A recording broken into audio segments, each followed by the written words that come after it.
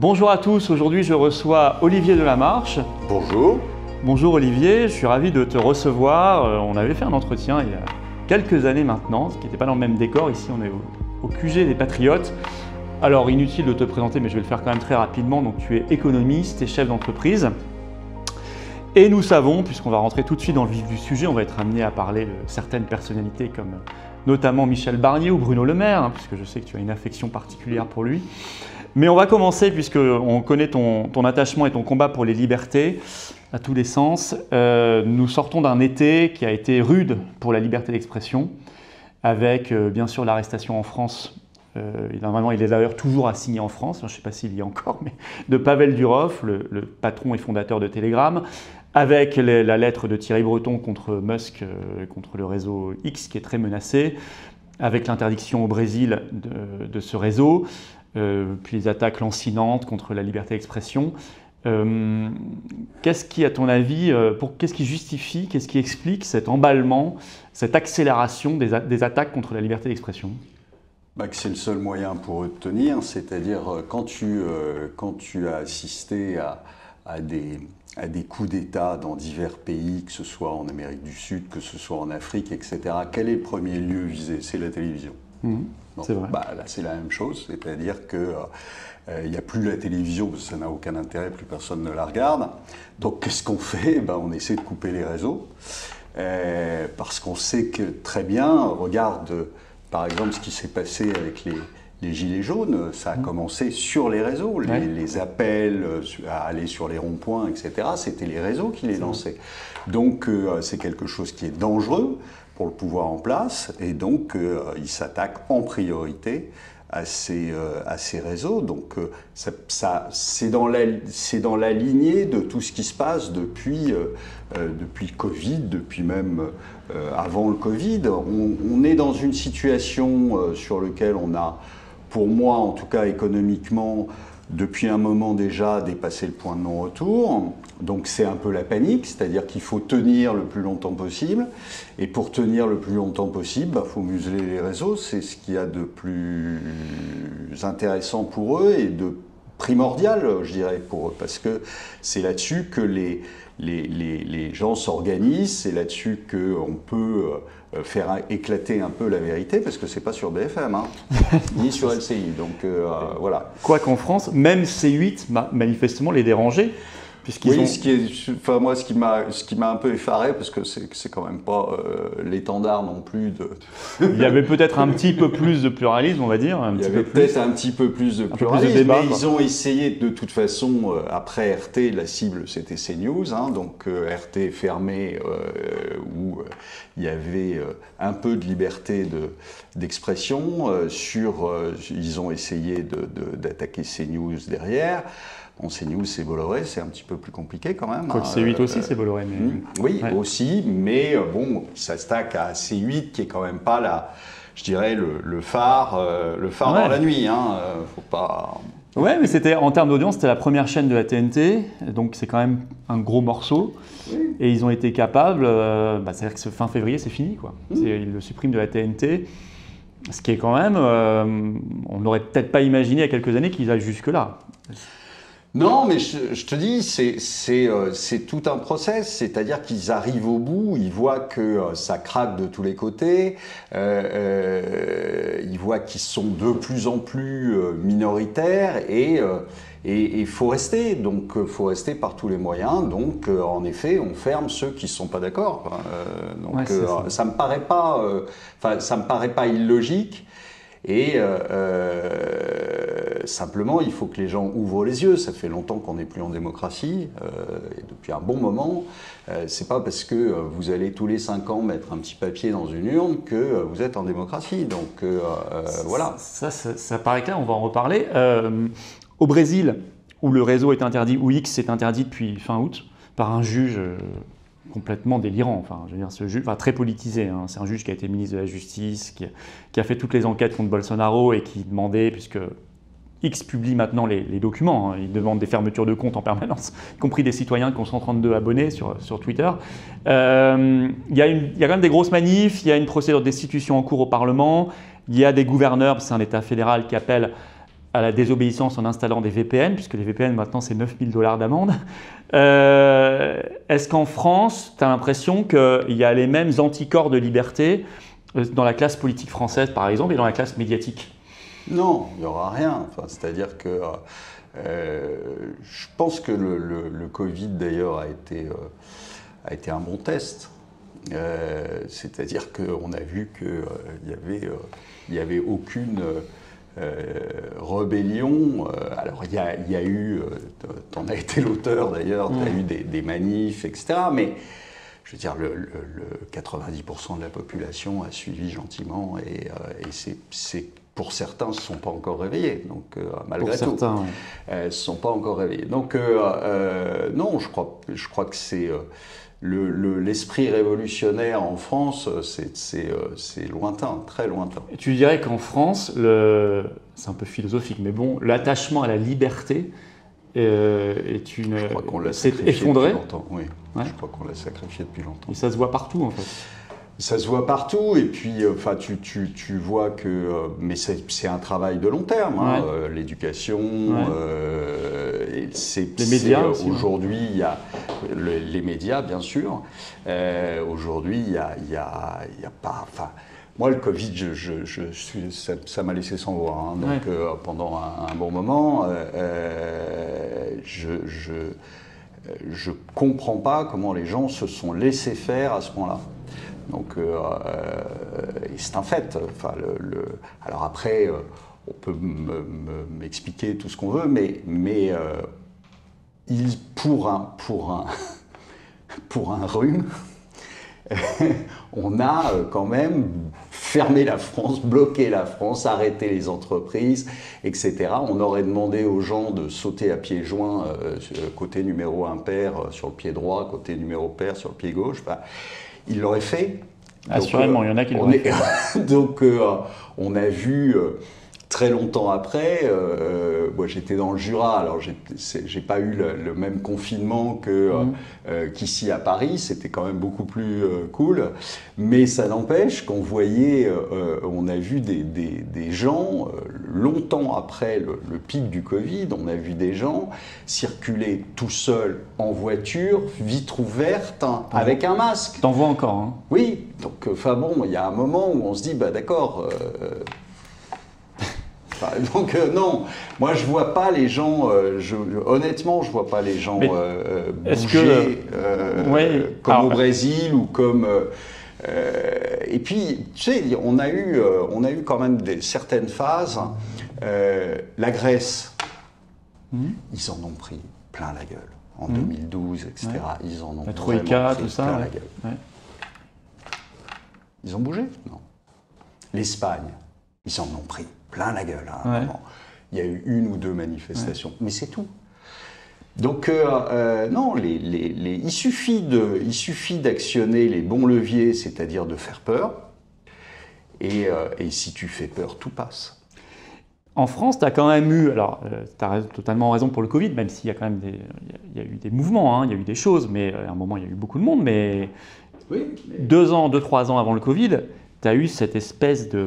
Est-ce que ça n'a pas été ça, en fait, qui a été là pour éduquer les gens, c'est-à-dire la manière dont ils ont réprimé avec une violence inouïe les Gilets jaunes? Oui. Quand les gens ont vu l'exemple des yeux crevés, des mains arrachées, ils ont eu peur. Tu as raison, c'est la peur. Mais c'est peut-être ça qui a expliqué que derrière, maintenant, les gens ont plus de mal à se mobiliser quand même. Tu sais, tous les ans, je fais une lettre et je fais des scénarios. Alors, quelquefois, qui sont un peu délirants, machin, mais ça m'amuse. Et au moins, ça a le mérite de faire un peu réfléchir. Et là, dans le dernier, donc janvier 2024, alors heureusement, il ne s'est pas matérialisé et j'en suis heureux. Alors j'ai vu certains qui, sur les réseaux, m'attaquaient là-dessus en me disant « Ah, tu t'es encore trompé ». Je suis heureux de m'être trompé. Et c'était pas fait pour, d'ailleurs, avoir raison. C'était le fait de dire tu fais un attentat sous faux drapeau pendant les Jeux Olympiques, tu as 200 personnes par terre, après tu passes ce que tu veux. Ah oui. C'est-à-dire Oui, que bien tu sûr. déroules ton truc derrière et tu passes ce que tu veux. Les gens sont terrorisés et tu passes ce que tu veux. Le virus, ça a été la même chose. Là, ils ont réessayé avec La variole du singe. variole du singe, mais là, c'était tellement grotesque que j'ai pas l'impression que ça ait pris beaucoup. Mais voilà, le principe, c'est de faire peur. Une fois que tu as fait peur, tu as 90% de la population qui dit amen à tout ce que tu peux raconter. Et là, on pourrait très bien, c'est encore possible, hein, c'est pas les Jeux Olympiques, mais peu importe. Mais tu pourrais très bien avoir un cas dans ce genre-là. Derrière, tu as Macron qui déclenche l'article 16 et qui reprend les rênes et c'est terminé.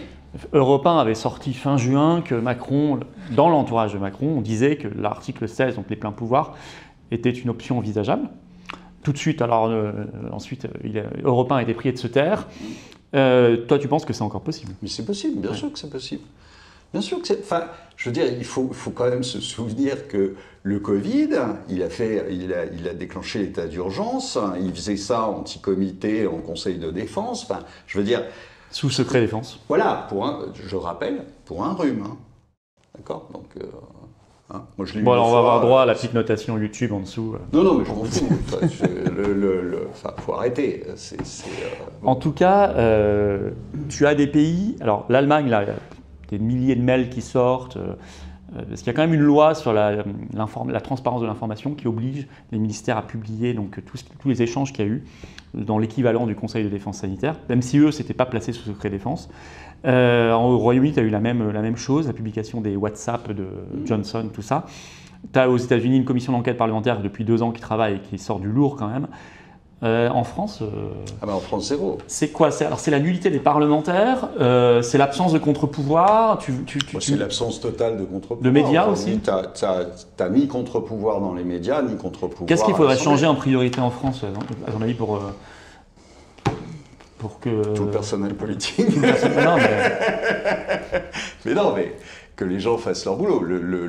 L'Assemblée nationale, c'est devenu une chambre d'enregistrement. Ça te choque qu'il n'y ait pas de commission d'enquête le problème, c'est Covid, qu'ils ont tellement, et ça on l'a vu depuis les élections de Macron, ils sont tellement attachés à leur poste, et uniquement à leur poste, à leur carrière. Il n'y a plus d'hommes d'État dans cette... Bon, il y a une assemblée de gens qui, en gros, ont gagné au loto.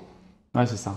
D'accord. Donc le gars, tout d'un coup, il se prend 20 000 balles par mois et alors que ses capacités intellectuelles, je dirais, le pouvaient lui faire aspirer à un SMIC, hein, et encore.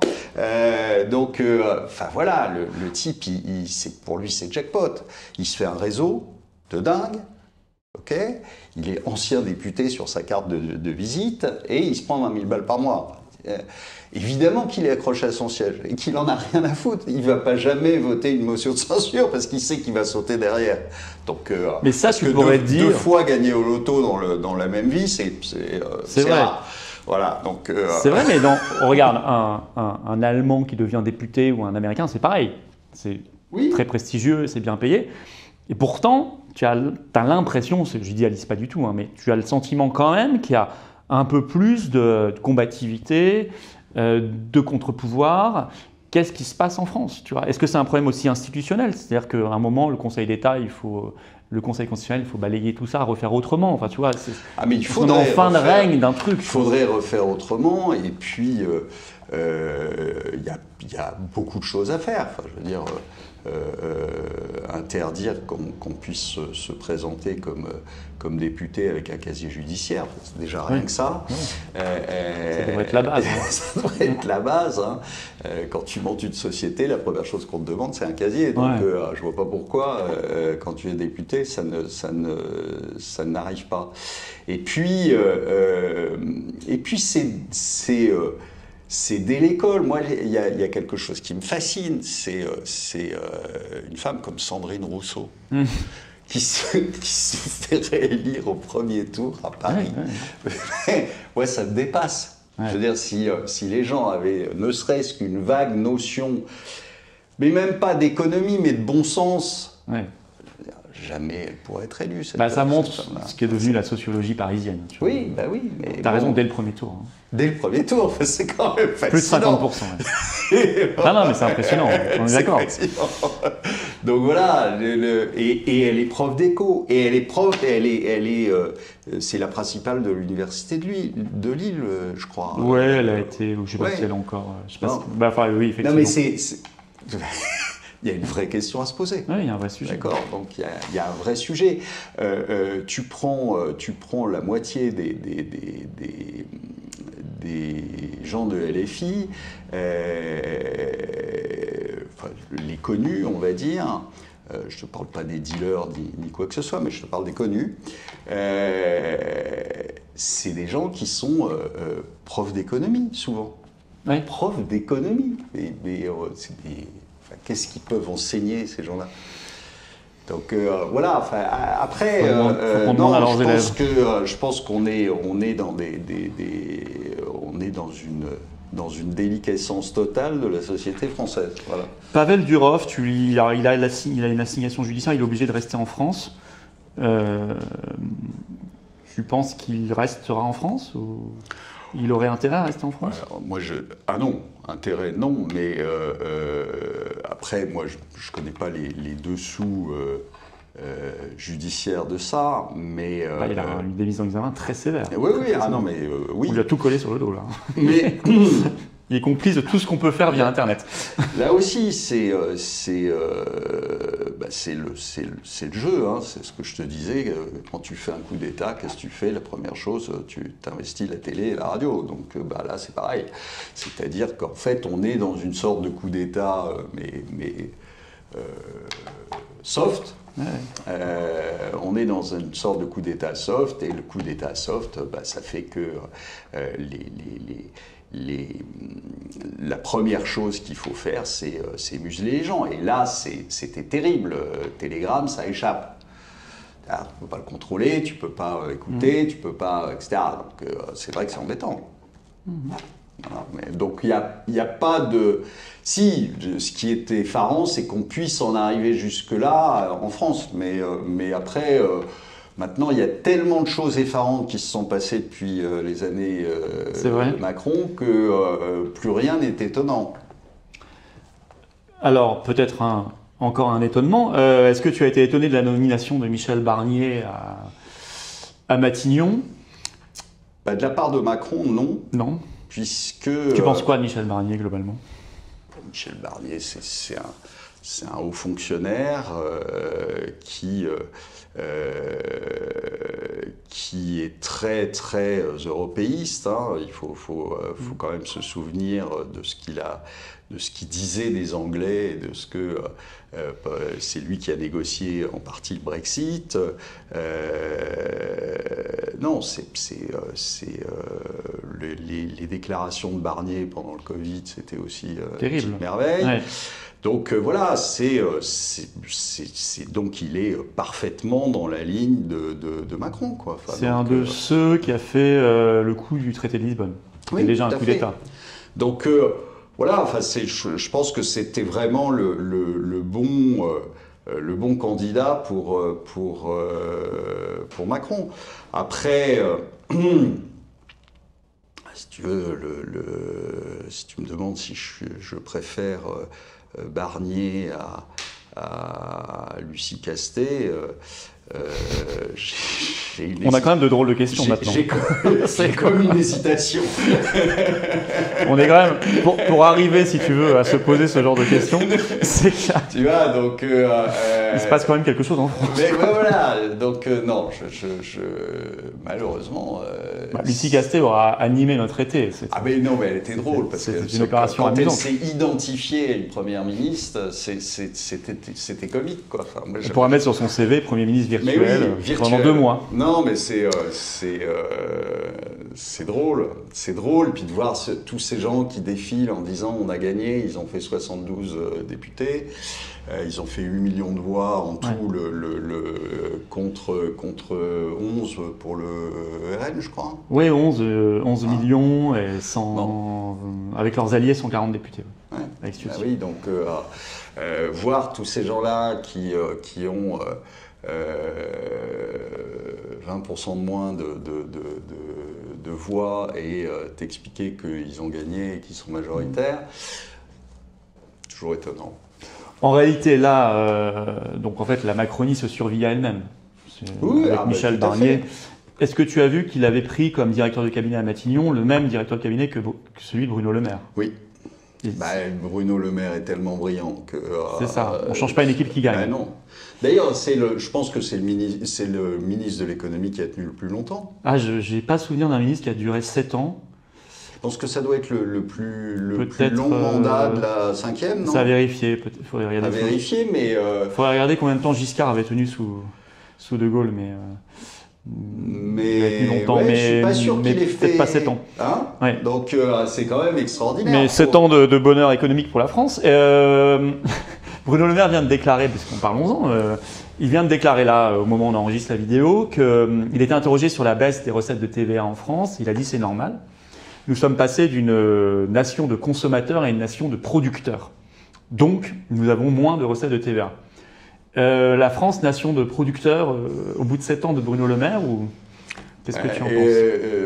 On est en train de battre les records de faillite de PME et de TI, donc je ne sais pas où il voit la réindustrialisation de la France. Toutes les sociétés se barrent parce que les prix de l'énergie sont hors de prix. Tu penses quoi d'ailleurs sur l'énergie, des sanctions contre la Russie qui continuent? C'est une aberration depuis le départ. Ouais. Enfin, je veux dire, il faut quand même savoir qu'on continue à acheter du pétrole russe et du gaz russe. Simplement, il fait un petit tour par l'Inde ou il fait un petit tour par la Chine avant, si bien qu'on le paye plus cher. Pour, de toute façon, au final, l'acheter à des Russes. Donc c'est d'une bêtise, mais crasse. Quand Bruno Le Maire a dit qu'il allait faire s'effondrer l'économie russe, moi j'ai sorti un papier à ce moment-là en disant que c'était un bouffon. C'est totalement méconnaître les process, les systèmes économiques, etc. La Russie a toutes les matières premières, absolument toutes. Bon, nous on n'en a aucune, je rappelle. Alors il y a quelques dizaines d'années, on n'avait pas de pétrole, mais on avait des idées. Malheureusement, on n'a même plus d'idées, donc c'est catastrophique. Là, on veut jouer les gros bras avec un pays qui est 10 fois plus étendu que nous, avec un pays qui a toutes les matières premières, avec un pays qui a encore une industrie, et avec un pays dont le PIB... Alors, tout le monde dit... oui, on te dit c'est moins que l'Espagne. Poutine, affreux dictateur, etc., machin... Mais Poutine, il est adoré par les Russes. Il est adoré par les Russes. Tu penses qu'il est plus aimé par les Russes que Macron par les Français? Il n'y a même pas d'histoire là-dessus. Il est adoré par les Russes. Et pourquoi il est adoré par les Russes? Il a multiplié par 10 le PIB. Ouais. Par 10, c'est pas rien. Et il a multiplié par 10 le PIB avec zéro dette. D'accord? Ce qui n'est pas du tout la même chose que nous, on a fait 30% de plus de PIB pendant ce temps-là. Il n'y a pas de quoi sauter au plafond.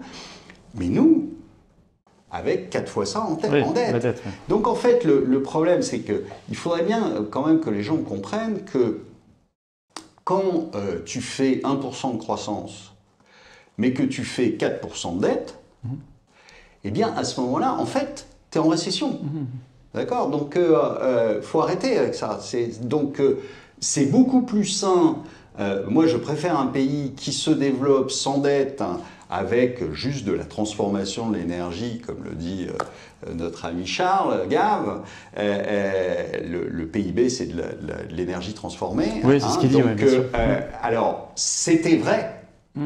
Ou c'est vrai pour la Russie. Mais dans les autres pays occidentaux, la nouvelle énergie, c'est quoi? C'est la dette. Et dans tous les pays, on n'a fait que ça depuis, en gros, allez, on va dire 2008. On peut remonter avant. Enfin, le vrai problème est apparu en 2008. Jusqu'à 2008, on avait un peu de croissance tout de même, et on avait une dette qui était autour de 60-70% du PIB, et ça tient. Ça tient encore. Le problème, c'est quand on passe au-dessus de 100, et là on y est largement, parce qu'on nous dit 110, en fait c'est une blague, on est beaucoup plus. On est aujourd'hui, en termes purement, je te compte pas tout ce qui est hors bilan, qui nous mettrait beaucoup plus haut, mais on est à peu près au niveau de la Grèce, en fait, donc des 160%. Si on est autour des 160%, ça veut dire qu'on est vraiment dans le cas de la Grèce. On n'a plus de croissance. On n'a plus de croissance, pourquoi ? Parce qu'on a une natalité qui s'est effondrée. Alors en Espagne, en Italie, en Grèce évidemment, en Allemagne, dans une bonne partie des pays de l'Est, en Chine, c'est pareil, au Japon, j'en parle même pas, etc., etc. Donc il y a tout le monde occidental qui est avec des natalités qui se sont totalement effondrées. Alors après, quelles sont les raisons ? Tu as la crise, tu as la guerre, ce qui en général te conduit pas vers une natalité explosive. Et puis tu as aussi, alors on peut en parler visiblement, tu as les effets d'un certain vaccin qui pourrait bien être dans le coup là-dessus, donc qui a déréglé les femmes, etc. Donc on peut se poser des questions. Donc voilà, il y a une natalité qui chute. Or, c'est assez simple à comprendre. Le PIB, aux 2/3 dans les pays occidentaux, c'est la consommation des ménages. Bon. Eh bien, si tu as un effondrement de la natalité, un pays qui vieillit, or un vieux, ça consomme moins qu'un jeune, c'est comme ça. D'abord parce qu'il a moins de moyens, ensuite parce qu'il a moins envie, etc. Donc à 75 ans, la consommation chute, etc. Donc tout ça, c'est des données à prendre en compte, qui sont des données structurelles, que pas un politique n'adresse. Tu n'as jamais entendu parler, qui que ce soit, de la natalité. On n'en parle pas. Bruno Le Maire, il ne sait même pas ce que c'est. Et donc, tu te retrouves avec un potentiel de croissance qui est très faible dans tous les pays. Potentiel de croissance qui est très faible, puisque, je te dis, consommation, etc. Il faut quand même savoir, par exemple, le Japon a perdu en 2023 840 000 Japonais. C'est considérable. C'est pas rien, presque 1 million. Donc ça va descendre vite. Et donc tu vas te retrouver avec des pays qui se contractent, dans leur potentiel de croissance. Et à côté de ça, la seule essence dans le moteur, c'est quoi ? C'est la dette. Voilà. Donc les gars, ils vont reprendre la planche à billets dès qu'ils vont pouvoir. Ils vont reprendre la planche à billets. Là, ils nous ont fait croire qu'ils essayaient de maîtriser la situation de l'inflation, etc. En fait, pas du tout. C'était pas leur but. Maintenant, ils vont être obligés de reprendre parce que tu vas pas continuer avec des taux à 4%, un taux de croissance à entre 0 et 1. D'accord ? C'est pas tenable. Et une dette par rapport au PIB qui est à 160%. Ça ne passera pas. Donc, à un moment, il n'y a pas 36 solutions. Soit tu te serres la ceinture, d'accord ? Tu vas piquer dans l'épargne des ménages, mais ça, faut etc. qu'on en parle, ça peut. Non, mais ça, c'est quelque chose dont on parle beaucoup. Ce qui pourrait arriver, ben oui, mais parce qu'il y a un moment où ils sont coincés. Donc, Bruno Le Maire parle énormément de l'épargne des gens depuis quelques mois. Macron aussi, Ursula von der Leyen. Tu as le rapport, t'as un rapport d'Enrico Letta au niveau de l'Union européenne qui dit il faut aller maintenant créer des produits d'épargne européens pour se flécher complètement. Donc tu seras plus libre de ton épargne du tout. On te la pique. Puis on sait que quand même le gouvernement est un excellent gérant. Donc, et l'Union européenne aussi. Voilà, ça va faire puisque du bien. la Draghi vient de demander une dette commune. Oui. Sur le modèle du Covid. Je rappelle que pour le Covid, c'est le plan de 2020. Nous, on s'est engagé sur 81 milliards pour en récupérer 39. Pas une opération extraordinaire pour la France. Ils veulent faire la même chose. Non seulement ça, mais je ne sais pas si tu as...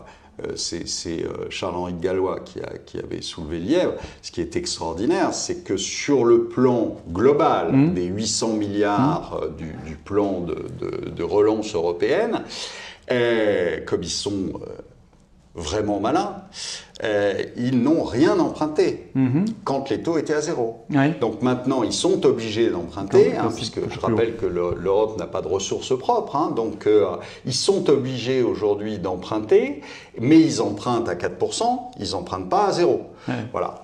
Donc, brillant. C'était brillant. Mais là, l'épargne, à ton avis, elle est dans le collimateur.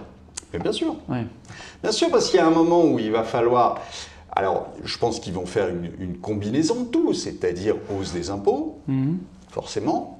Alors, lesquels, j'en sais rien. Mais ça, ils le font déjà, en réalité, sans le dire. J'ai pas d'idée là-dessus, mais ils monteront les impôts. Alors, on a une petite idée, parce que, en fait, qu'est-ce qui s'est passé fin 2021 Macron demande un rapport à Olivier Blanchard et Jean Tirole sur le thème de comment je paye mes conneries, c'est-à-dire comment je paye les 1000 milliards de dettes que je viens de faire. Donc, et eux répondent, Monsieur le Président, il y a deux endroits où vous pouvez aller taper, c'est l'immobilier, puisque c'est là qu'il y a de l'argent en France, donc c'est l'immobilier, et c'est l'assurance vie. Donc sur justement le fait qu'on sort l'assurance vie de la succession, et donc il disait très nettement, voilà, il n'y a pas grand-chose à faire sur l'impôt sur le revenu des assurances vie ou sur les plus-values. En revanche, il y a moyen de réintégrer en fait l'assurance vie dans la succession générale. Ça veut dire supprimer l'abattement, etc. Donc on sait qu'ils vont chercher de l'argent partout, donc il y a cette option-là. Il y a une autre option, c'est d'aller taper directement dans l'épargne des Français. Ouais. Alors pour aller taper directement dans l'épargne des Français, en plus, il y a quelque chose là depuis quelque temps, qui s'est accéléré d'ailleurs considérablement après les élections, c'est qu'il y a énormément de sorties. En fait, il y a un bank run aujourd'hui, mais que tu ne vois pas. Parce que tu n'es pas en 1930, donc tu n'as pas la queue devant les banques, les agences bancaires en réclamant l'argent. Mais ça n'empêche que tu as un bank run. Les gens sortent l'argent de leur épargne. Pourquoi ? Parce qu'ils n'ont plus de... Alors, leur argent de l'assurance vie, leur argent de leur... Parce qu'ils n'arrivent plus à vivre des banques. Alors, parce que pour certains, ils ont des difficultés à vivre, mais aussi parce qu'ils ont peur. Quand tu as cette petite musique de Gabriel Attal, Bruno Le Maire qui annoncent qu'ils vont taper dans l'épargne, puis ils se font tellement taper sur les doigts, parce que je pense qu'il y a eu un petit coup de fil du patron de la BNP, de certaines banques disant vous rétro-pédalez là parce que ça va pas le faire. Qu'est-ce qu'ils ont fait? Ils ont rétro-pédalé derrière, mais ils l'avaient quand même lâché. Après Haro sur justement Sandrine Rousseau, parce qu'elle dit la même chose, elle dit la même chose, mais elle dit la même chose que Gabriel Attal et Bruno Le Maire. Oui, et encore une fois, même au niveau européen.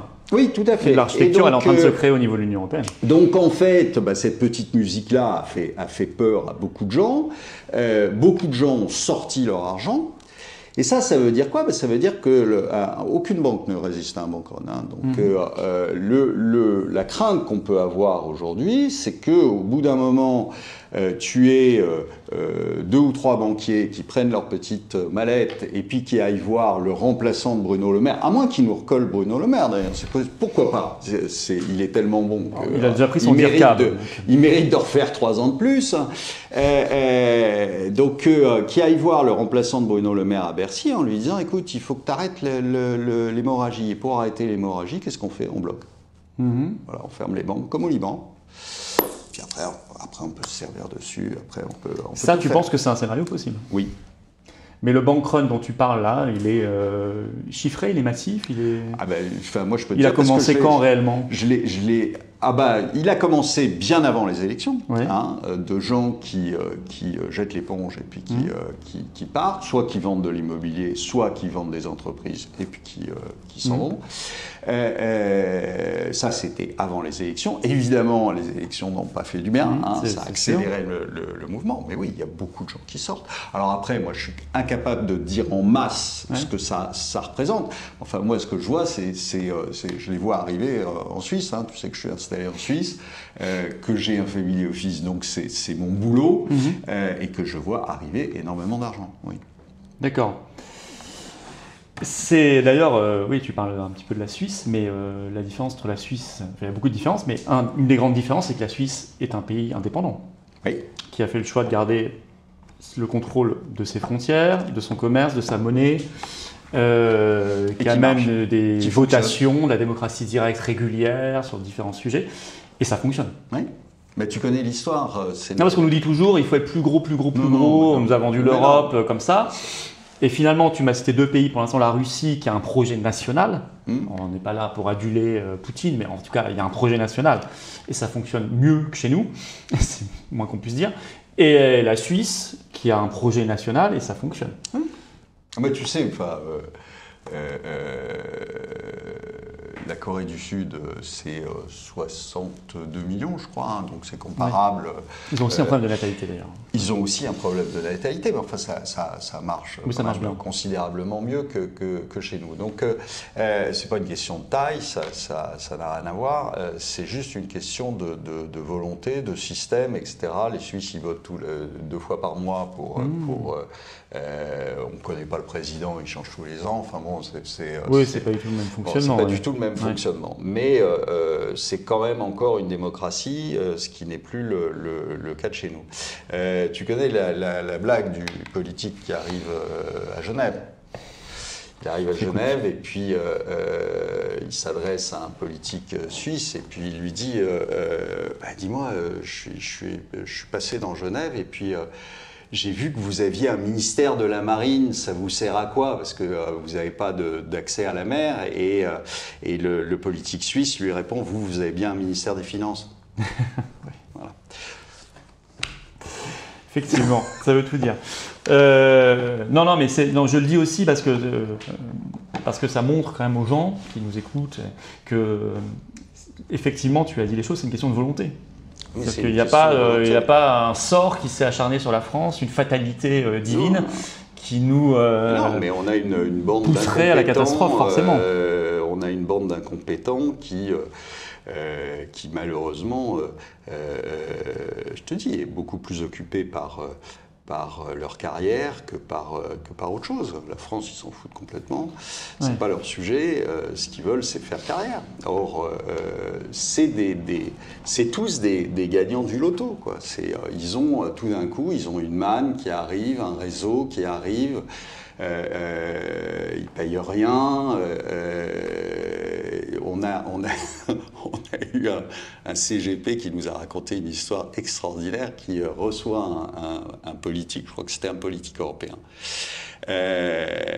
qui reçoit un politique et qui lui dit monsieur, qui voulait ouvrir un compte pour le faire gérer, et il lui dit monsieur, quelle est votre capacité d'épargne? Et le type lui dit je vous l'ai donné tout à l'heure. Non, le CGP lui répond non, ce que vous m'avez donné tout à l'heure, c'est votre salaire, c'est votre rémunération. Bah oui, c'est ce que je dis.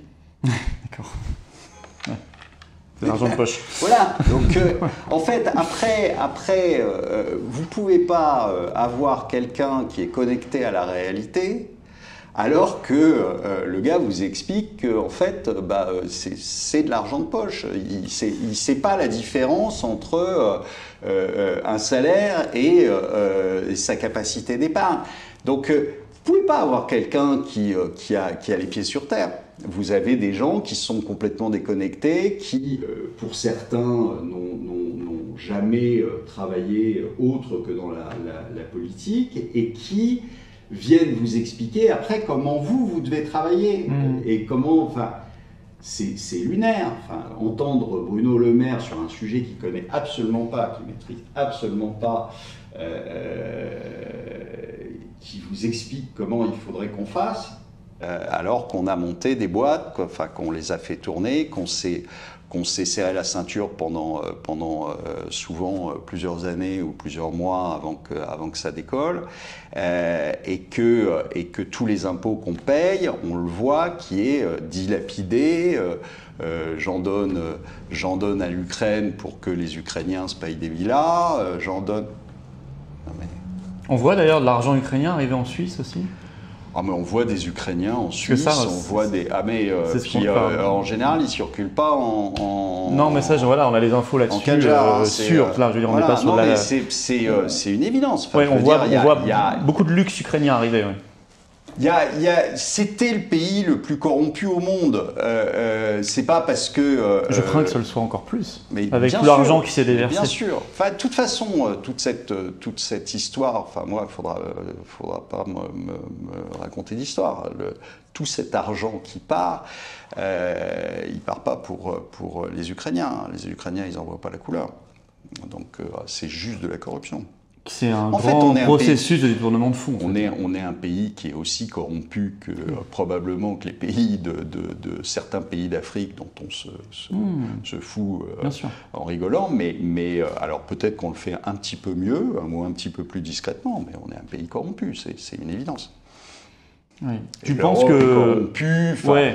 on voit les histoires enfin, là, on a quand même, c'est passé comme une lettre à la poste. Mais enfin, Van der Leyen a été réélu. Oui. Enfin, recoopté plutôt Oui, que bien sûr. réélu. Mais, Oui, enfin, mais c'est ça, quand est-ce même- qu'il ne faut pas en vouloir à ceux qui, pendant la campagne des européennes, parce que oui, on a voté pour les élections européennes le 9 juin, les gens ne s'en souviennent pas, mais pendant la campagne, tu as des listes entières, y compris soi-disant d'opposition, qui t'expliquaient qu'ils avaient tout révolutionné et, et on savait que c'était faux. Et qui ont été On les savait qu'ils premiers. mentaient. Mais bien sûr. Et alors ça, est-ce que tu n'as pas un principe, est-ce que les Français ne doivent pas être plus exigeants vis-à-vis de leur classe politique, plutôt que de, en permanence, croire les fadaises qu'on leur ressort tout le temps? Tu vois, je veux dire... Parce que c'est confortable de croire les fadaises. Mais le fait est là, je veux dire. Comment tu réagis quand tu vois des gens qui se disent souverainistes soutenir Michel Barnier, Oui. qui a quand même été un des hommes du traité de Lisbonne, un des plus actifs pour faire voter oui Alors en 2005. après, je pense qu'ils ont eu tellement peur Ouais, mais bon, bon, ils ont poussé un ouf de soulagement. Mais si on se contente de ça après. oui, bah, mais en fait, on en est réduit à ça. Ouais. Aujourd'hui, on en est réduit à ça. Ouais. Donc le truc, il est là. Mais c'est malheureux, mais c'est comme ça. C'est-à-dire que les gens, quand même, constatent que de toute façon, une fois qu'ils sont installés, ils font exactement le contraire de ce qu'ils avaient dit avant. Hein. Donc, Ouais. Est-ce que tu encourages les Français malgré tout, à se battre par tout moyen, quoi, manifester, oui, mais j'y participer crois à pas. des procès, oui, mais j'y crois pas. se présenter Non, mais tu vois, tu crois. Non, alors tu penses que ça viendra de quoi en fait? Une révolution? Je sais pas. Probablement d'un autre pays, d'ailleurs. Oui, mais avec à un moment un impact sur la déclenchera France. les choses. Ouais. Mais regarde ce qui se passe en Angleterre. C'est quand même assez effarant. Ah, c'est très effrayant. Oui. C'est très effrayant. Bah, moi, je pense qu'on en arrivera là en France. Voilà. Ouais. Et donc tu penses. Enfin, tu sais, franchement, moi, c'est pour ça que je suis. Non, parce qu'on est quand même le pays qui a dit non en 2005. Oui. On est le pays des Gilets jaunes. On est le pays, tu vois, il y a quand même, à chaque fois, ça a été brutalisé, nié, Oui, retourné, etc. Mais retourné, oui. Oui, retourné. Retourné. Mais il y avait quand même un les élan. Les agriculteurs ont commencé, Oui. et puis Ouais, bah, ça. ils sont rentrés la semaine d'après. Parce que le problème, c'est que faut aller bosser, quoi. Donc, Ben, c'est pas facile. Ouais. il y a un moment où ils rentrent à la maison parce qu'ils n'ont pas le choix, parce qu'il faut faire les... Et tu y participerais, toi, demain, si tu avais non plus 30 tracteurs qui prenaient Rungis, mais 3000? Je dis pas que tu prendrais un tracteur, t'en as probablement pas. Mais est-ce que tu participerais à Non, ce mais je peux en blocage? acheter un pour l'occasion, mais Ou est-ce que le tu truc, vois ce que si je veux tu dire? veux, Est-ce que tu serais prêt à t'engager si tu sens que tu croyais à quelque chose? Je suis parti... Oui, mais je suis parti en Suisse parce que j'y crois plus. Ouais. Pas pour des raisons uniquement fiscales, etc. C'est que j'y crois plus. Tu avais besoin de changer d'air aussi. En 2022, j'ai dit non, quoi. Donc après, j'ai réglé mes affaires pour partir, mais il y a un moment où la première élection de Macron, je veux bien croire que les gens ne savaient pas, etc. 2022, ils s'étaient fait taper sur la gueule pendant des années, ils ont eu le Covid, etc. Ils revotent pour lui. Il y a quand même un truc qui ne va pas. Donc à partir de ce moment-là, je me suis dit, Oui, mais bon, regarde, ok, on est parti pour... Enfin, je vais pas être trop dur, mais regarde le débat de second tour. Oui, non, mais d'accord. Mais attends, Marine Le Pen ne lui a rien dit. Non, mais je suis d'accord, mais il y a un moment... C'est comme s'il n'avait pas de bilan. Oui, non mais... Il y avait quand même des choses à lui dire. Ah mais il y avait des choses à dire. Elle a été nulle déjà la première fois, elle a été re-nulle la deuxième fois. On est tout à fait d'accord là-dessus. Mais ça n'empêche que, enfin, je veux dire, il faut espérer quand même que tu ne votes pas uniquement parce que tu as un débat qui est bon. Bien sûr. Donc, faut réfléchir. Donc, tu peux pas. C'est exactement comme aujourd'hui, la gauche qui a fait le barrage contre le RN, etc., qui a appelé à voter Macron et qui dit on n'est pas content. Mais les gars. Fallait assumer. Hein. Bon, donc là, c'est exactement la même chose. Tu es dans une espèce de schizophrénie à chaque fois, mais ça marche. Donc lui, c'est la blague belge. Hein. Tant que je gagne, je joue. Hein. Donc il va continuer. Moi, je vois pas les choses bouger. Donc, si les choses ne bougent pas, en dépit de tout, je me dis, bon, c'est foutu. Si ça vient de l'international, comme tu disais, ça peut venir d'ailleurs, de l'étranger. C'est quoi, une victoire de Trump? Alors ça, je pense que ça peut, un retournement avec ce qui se passe en Russie. Ça peut faire bouger un peu les choses, la victoire de Trump. Maintenant, il faut pas se faire d'illusions. Il ne va pas nous tendre la main non plus, Trump, hein, pour la bonne et simple raison que ça change beaucoup je de pense choses. que Mais malgré tout, il a face à lui, et ça va être difficile pour lui, parce qu'il a face à lui une véritable génie. Oui, puis... Une femme qu'on nous présente comme extraordinairement géniale, Kamala Harris. Mais la Sandrine Rousseau américaine, quoi. Donc, non, le truc, c'est que... ça change l'ambiance mondiale, malgré tout, tu vois. Oui, ça change l'ambiance mondiale, c'est indéniable. La seule chose, c'est que je pense que on a dépassé le point de non-retour sur l'Europe, que c'est fini. C'est fini, pourquoi ? Parce que ça a été une volonté américaine. L'histoire de Nord Stream, il ne faut pas nous la faire à l'envers. Ce n'est pas les Ukrainiens qui sont venus avec un petit bateau gonflable et un prof de plongée pour aller faire sauter le truc. C'est les Américains qui l'ont fait. Alors, est-ce que c'est les Américains? Est-ce que c'est les services anglais? C'est plus probablement d'ailleurs les services anglais, mais sur ordre des États-Unis. Donc, ils ont fait péter Nord Stream, donc ils ont mis l'Allemagne à genoux. L'Allemagne, c'était la locomotive de l'Europe, donc c'est fini. Fini. Puis nous, on a quand même une bande de clampins qui vont en plus appuyer encore un petit peu plus vite. Donc économiquement, c'est terminé. Donc pour moi, après, c'est une question de temps. L'euro sautera à un moment ou à un autre, peu importe de savoir quand. C'est inéluctable maintenant. Parce que au final, t'as pas le choix. C'est-à-dire, quoi que tu fasses, tu vas piquer l'épargne. L'économie s'effondre, d'accord. Et puis tu mets là pour le coup un certain nombre de gens un peu en colère quand tu vas leur piquer leur épargne. Tu augmentes de façon. Faut espérer, oui, qu'ils sont en colère. Faut espérer qu'ils bougent. Tu vas augmenter les impôts dans des proportions délirantes. Je dirais les gens qui gagnent un peu d'argent sont tous partis, donc ça va être compliqué. Hein, tu vas pas finalement récupérer grand-chose. À part peut-être si je crois que c'est Clémenceau qui disait ça, il faut taxer les pauvres, ils n'ont pas grand-chose, mais ils sont nombreux. Donc voilà. Donc, si on disait ça maintenant, je pense que on se ferait fusiller directement, mais donc voilà. Donc là aussi, ça énerve tout le monde, etc. Quelle est la solution la plus facile? La solution la plus facile, c'est toujours la même. Hein. C'est de faire de la dette et puis c'est de faire tourner la planche à billets. Bon. Donc c'est ce qu'ils feront, très probablement. Et c'est unanime, hein, c'est pas uniquement en Europe. Ils feront la même chose aux États-Unis, ils feront la même chose un peu partout.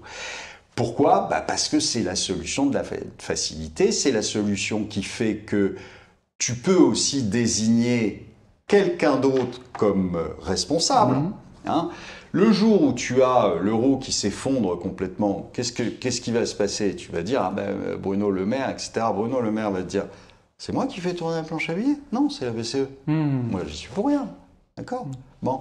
Et puis, de toute façon, qu'est-ce que vous vouliez faire? Vous préféreriez qu'on vous pique votre épargne? D'accord. Donc, je ne suis pas responsable. Donc, ça, au moins... Et puis il va te dire que l'inflation c'est Poutine, c'est machin. Il le dit d'ailleurs, Biden l'avait dit, hein, l'inflation aux États-Unis c'est Poutine. En France aussi. Oui, en France aussi. Donc tu vas toujours trouver un responsable à ça. En revanche, si tu vas piquer l'épargne des ménages, voilà, si tu vas piquer l'épargne des ménages, là pour le coup c'est toi. Hein. Enfin, je veux dire, il n'y a pas de bon. Donc sauf s'ils le font par un mécanisme européen. Ce qui semble être le chemin. Ouais, enfin bon, c'est quand même toi qui. Enfin, oui. Mais tu as vraiment un responsable. Tandis que l'autre, la monnaie qui s'effondre, comme les gens ne comprennent rien en plus au mécanisme économique et à la monnaie, encore moins, donc ça passera. Ça passera. Mais imagine un espèce de miracle, hein, mais voilà, une classe politique très différente, très soucieuse de l'intérêt national. On remet le paquet sur le nucléaire pour se refaire de l'énergie pas chère. Tu vois ce que je veux dire? Un chemin d'autonomie agricole et alimentaire, parce que ça aussi on l'a perdu. Oui. Et puis une politique pour relancer, pour faire que ceux qui créent, des richesses les créent en France. Voilà, tu vois.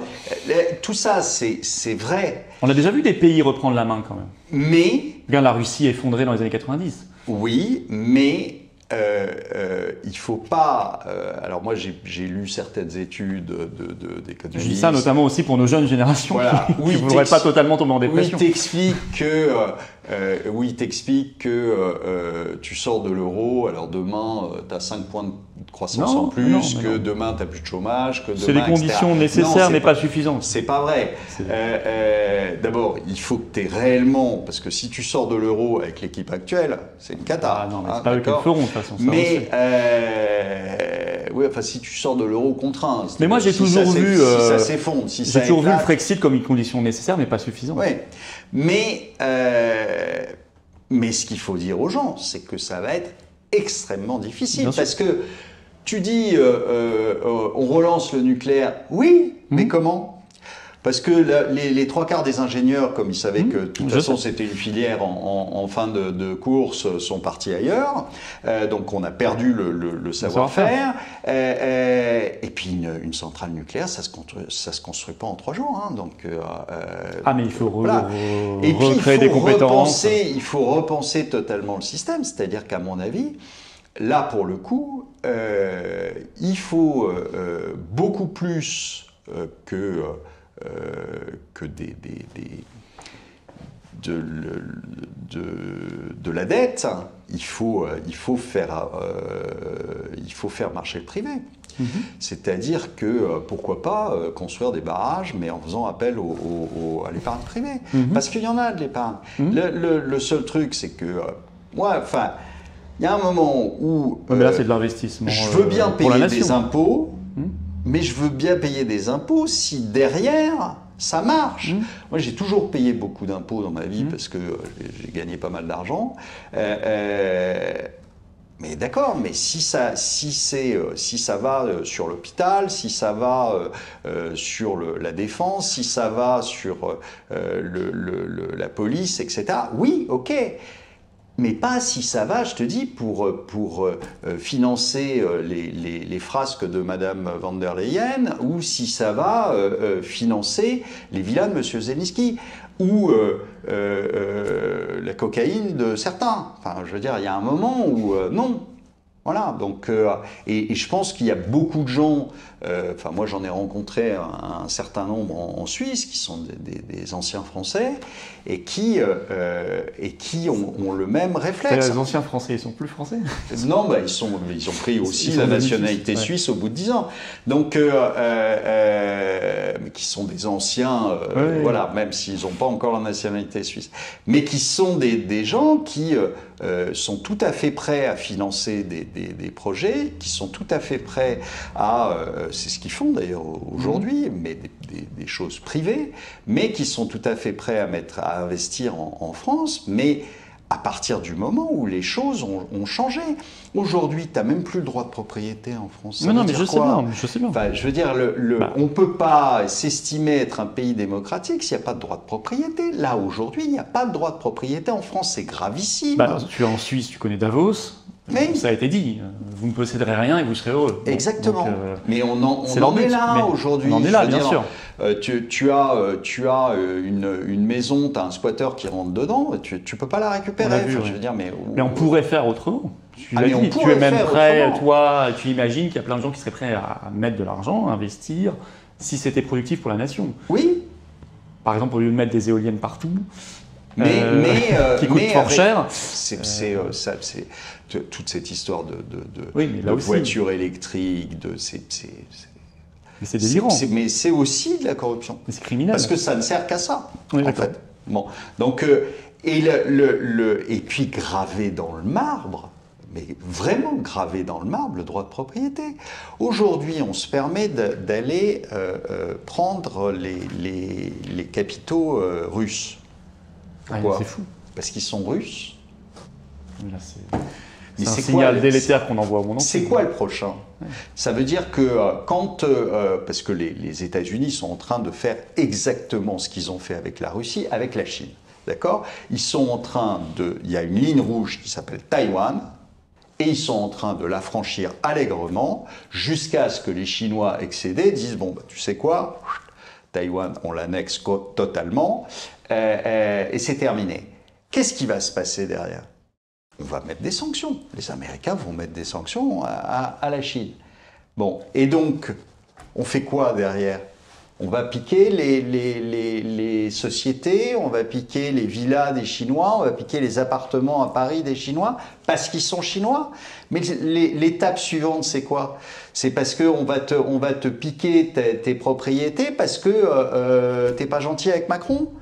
Ou tu as dit des choses pas gentilles sur Macron, mais il n'y a plus de limite. Si tu sors du droit une fois, c'est terminé. D'accord ? Donc, je retournerai en France le jour où le droit de propriété, par exemple, pas que ça, mais sera gravé dans le marbre. Voilà. Sinon, non. Comment veux-tu que quelqu'un investisse dans un pays où il sait que on peut te piquer sur décision du prince, tout d'un coup, on peut te piquer ta société, on peut fermer ta société. Regarde ce qui s'est passé avec RT. C'était une société de droit français qui marchait très bien, donc il n'y avait pas de problème, elle n'était pas en liquidation. Et du jour au lendemain, on l'a fermée. Sur décision, et même pas d'ailleurs de Macron, c'est de Van der Leyen, sur une décision européenne. C'est quand même... Si on peut faire ça, je te dis, tu n'as plus d'investisseurs en France. On n'a pas été nombreux à le dire à l'époque. Oui, et on avait prévenu. On avait dit, s'ils font ça, ils feront demain d'autres choses. Bien sûr. Parce qu'ils se sentiront autorisés à tout faire. C'est évident. Bon, moi je retiens, parce que je veux quand même pas que tout le monde tombe en dépression.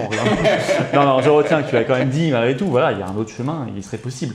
Il y a un autre chemin qui est possible, mais simplement il faut savoir que l'autre chemin, alors, il est exigeant. Il existe. Il est exigeant, il est dur. Et il est exigeant, il est dur. Ouais. Ça se fera pas en 6 mois et ça sera compliqué. Mais il est moins dur que l'avenir que nous réserve le présent actuel. Là, c'est l'effondrement total. Voilà. On va finir comme ça alors. Merci beaucoup Olivier, merci. Voilà, bravo et merci à Olivier Delamarche, économiste bien connu, qui sait de quoi il parle, il a ses opinions tranchées, ça fait plaisir de voir des gens qui ne sont pas dans la soupe. On a parlé de tout, vous voyez, c'est une discussion, au fil de l'eau, et très franche, très nette sur les libertés, sur Macron, Barnier, sur l'Union européenne, sur l'Ukraine, sur plein de choses, les Trump, l'avenir, la lutte contre le mondialisme, notre souveraineté. Vous aurez un message, une intervention d'Olivier Delamarche aux Assises de la souveraineté à Arras le 14 septembre. Tous les inscrits, payés ou pas payés, venez quoi qu'il arrive, à l'heure, à la date, à l'horaire prévu, à Arras ce samedi. Voilà, et c'est les gens qui ont payé normalement reçu un mail, vérifiez vos spams. Enfin, pas de drame si vous avez l'impression de ne pas avoir reçu de ça. Vous inquiétez pas. Venez tous si vous êtes inscrits. Payé ou pas payé, le jour J, ça va être un très très grand moment. Et la veille, le vendredi 13 septembre à 19h, on a notre grand direct sur cette chaîne. Soyez là. Je peux vous dire qu'il n'y aura pas de cadeau en direct pour les ennemis du système. Et puis, on sera très clair sur nos propositions. Puis, je prendrai toutes vos questions que je vais découvrir en direct. Il n'y aura pas de tabou, il n'y aura pas de langue de bois. Et toute l'actualité française et mondiale, pareil. Hein. Donc, soyez là. Gros direct à 19h ce vendredi 13 septembre sur cette chaîne. D'ici là, merci de partager cette vidéo. Si vous aimez ce genre d'entretien, on en fera d'autres avec d'autres personnalités. Partagez cette vidéo pour ça et donner de la force en vous abonnant à cette chaîne YouTube par un petit clic gratuit en dessous sur le bouton s'abonner. Un clic gratuit, c'est fait, vous êtes abonné à la chaîne ou réabonné si YouTube vous avez un jour désabonné, ça faut vérifier. Et les vidéos circulent mieux grâce à votre abonnement, circulent beaucoup mieux. Et on touche des gens qui nous découvrent. Bravo, merci à vous. Je vous attends, patriotes. Voilà. Si vous êtes d'accord avec tout ce qu'on s'est dit là, avec notre projet d'avenir, d'espérance, mais il faut venir. Moi, je ne peux pas y arriver sans vous et personne ne peut y arriver sans qu'on soit tous ensemble. Par contre, ensemble, on fait sauter le système. Et c'est notre but, hein. Sans être des doux rêveurs, mais en étant très lucides, mais en même temps sans complaisance. Et avec un projet d'espérance magnifique pour nous, les générations qui viennent. Que vous habitiez en métropole, outre-mer, à l'étranger, on est présent, on est organisé, on est le plus grand mouvement souverainiste et défense des libertés de France. Alors venez maintenant. Passez pas à côté. Ou soutenez-le par un don, parce qu'on n'a pas un centime de subvention d'État, ni d'aide des banques, rien du tout. 100% adhérents et adhérents ou donateurs, c'est tout pour faire ce qu'on fait. Alors nous, on fait un procès contre Ursula, une manif, des assises. Et si on ne fait pas, qui le fait à notre place? Personne. Et vous le savez, j'ai besoin de vous. Alors vous pouvez adhérer dès maintenant, je vous invite à le faire par le premier lien sous la vidéo en description. Ce lien est également commenté épinglé, une petite fiche sur l'écran maintenant. Dans quelques secondes, un lien sur l'écran. Voilà. Faire un don au mouvement, deuxième lien sous la vidéo en description dès maintenant. Tous les liens sont sur les-patriotes.fr, notre site, tout le temps. Tout est défiscalisé aux 2/3 de vos impôts. Vous mettez 100 €, ça enlève 66 € d'impôts. Vous mettez 1000 €, ça enlève 660. Vous mettez 10 €, ça enlève 6,60 €, etc., etc. Vous avez compris. Bravo aux donateurs, aux réadhérents, bienvenue aux nouveaux adhérents patriotes et vive la France.